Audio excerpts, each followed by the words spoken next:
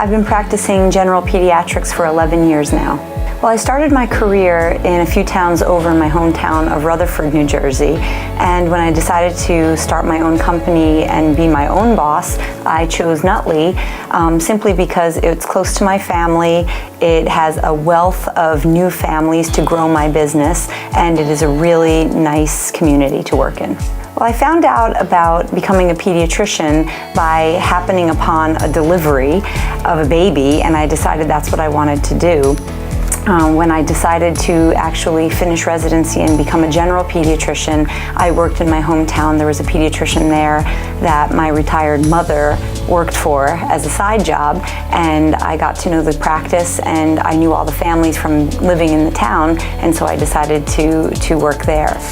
And when I decided to become a pediatrician on my own with my own practice, Nutley was again close by, and it had all the things I needed to run my business.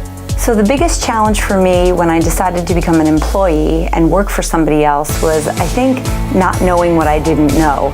I just became an employee. I chose the first practice that I knew about, and I didn't look around and ask about other practices or any kind of competition. I was treated very well at my practice, so it didn't come into play. However, it would have been better for me. A challenge was that I didn't know that there was other opportunities and that there were other ways of being a general pediatrician instead of just working in a 9-to-5 practice. When I became my own boss, the challenges turned around completely.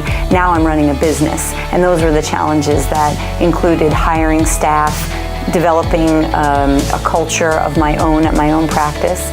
So I needed a lot of guidance and help from some really influential and important core members of my circle, and that's what helped me.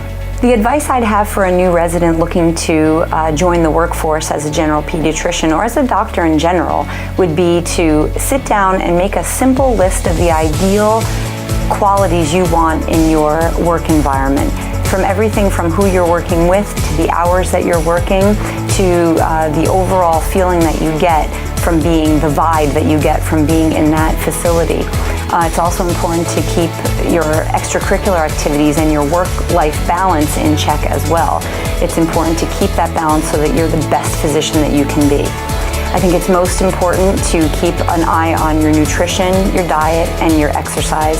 If you can keep your body and your mind and your soul intact and really on top of things, then you can just be the best physician you can be.